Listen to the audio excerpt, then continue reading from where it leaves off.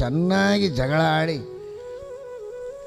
ತಲೆ ಬಿಸಿ ಮಾಡಿಕೊಂಡು ಏನೇನೋ ವಿಚಾರಗಳು, ಯಾರ್ಯಾರಿಗೋ ನಮಗೆ ಬೈದದ್ದು, ನಾವು ಯಾರ್ಯಾರ ಜೊತೆಗೋ ಜಗಳಾಡಿದ್ದು, ಯಾರ್ಯಾರೋ ಏನೇನೋ ಇವನು ದುಡ್ಡು ತೊಗೊಂಡಿರ್ತಾರೆ, ಕೇಸ್ ಹಾಕಿರ್ತಾರೆ, ಗಲಾಟೆ ಮಾಡಿರ್ತಾರೆ, 108 ತಲೆಶೂಲೆ. ಅದೆಲ್ಲ ಸ್ಕ್ರೀನ್ ಒಳಗೆ ಬಂದ ಹಾಗೆ ತಲೆ ಒಳಗೆ ಬರ್ತಾ ಇರ್ತದೆ. ಸಂಧ್ಯಾವಂದನ ನಡೀತಾ ಇರ್ತದೆ. ದೇವರಿಲ್ಲ, ಅನುಸಂಧಾನ ಇಲ್ಲ, ಭಕ್ತಿ ಇಲ್ಲ.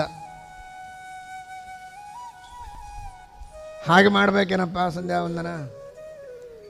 ಕೇಶವಾಯ ಸ್ವಾಹ.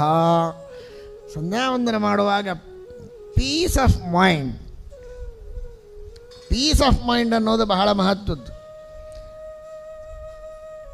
ಪೀಸ್ ಆಫ್ ಮೈಂಡ್ ಇರಬೇಕೇ ಹೊರತು ಮೈಂಡ್ ಪೀಸ್ ಆಗಿರಬಾರ್ದು.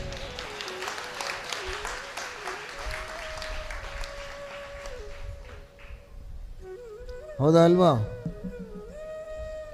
ಹಾಗಾದರೆ ಮನಸ್ಸಿನಲ್ಲಿ ಏನಿರಬೇಕು? ಶಾಂತಿ ಇರಬೇಕು, ನೆಮ್ಮದಿ ಇರಬೇಕು, ಸುಖ ಇರಬೇಕು, ಸಮಾಧಾನ ಇರಬೇಕು. ಏಕಾಗ್ರ ಮನಸ್ಸಿನಿಂದ ನಾವು ಸತ್ಕರ್ಮಗಳನ್ನು ಮಾಡಬೇಕು. ಅದಕ್ಕಾಗಿ ಪರಮಾತ್ಮನಿಗೆ ಪ್ರಾರ್ಥನೆ. ಬರೀ ಸಮಾಧಾನ ಇರಬೇಕು ಅಂತ ಆನಂದವಾಗಿ ಕೆಲವರು ನಿದ್ದೆ ಮಾಡಿಬಿಡ್ತಾರೆ. ಅದಲ್ಲ, ಅನುಸಂಧಾನವೂ ಇರಬೇಕು. ಕೆ ಕೆ ಕ ಅಂದರೆ ತಲೆ. ಕೆ ತಲೆಯಲ್ಲಿ, ಶ ಸಮಾಧಾನ ಸುಖ, ವ ಜ್ಞಾನ ಅನುಸಂಧಾನ, ಇದೆರಡನ್ನೂ ಕೊಡಪ್ಪ ಅಂತ ಪ್ರಾರ್ಥನೆ ಮಾಡಿ ಕೇಶವಾಯ ಸ್ವಾಹ.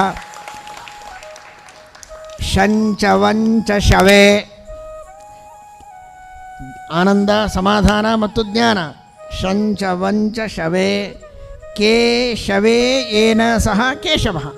ತಲೆಯಲ್ಲಿ ಜ್ಞಾನ ಸುಖ ಎರಡನ್ನೂ ಕೊಡುವವ, ಸುಖ ಜ್ಞಾನ ಎರಡನ್ನೂ ನೀಡುವವ ಕೇಶವ. ಆ ಪರಮಾತ್ಮನನ್ನು ಹಾಗೆ ಪ್ರಾರ್ಥನೆ ಮಾಡಿ ನಾವು ಸತ್ಕರ್ಮಗಳ ಪ್ರಾರಂಭ ಮಾಡಿದರೆ ಸಮಾಧಾನ ಚಿತ್ತರಾಗಿ ಅನುಸಂಧಾನಪೂರ್ವಕವಾಗಿ ಸತ್ಕರ್ಮಗಳನ್ನು ಮಾಡುವುದಕ್ಕೆ ಸಾಧ್ಯ ಇದೆ ಎನ್ನುವ ದೃಷ್ಟಿಯಲ್ಲಿ ಈ ನಾಮವನ್ನು ಪ್ರಾರಂಭದಲ್ಲಿ ಸ್ಮರಣೆ ಮಾಡುವುದಕ್ಕೆ ನಮ್ಮ ಪ್ರಾಚೀನರು ಹೇಳಿಕೊಟ್ಟಿದ್ದಾರೆ. ಕೇಶವಾಯ ಸ್ವಾಹ.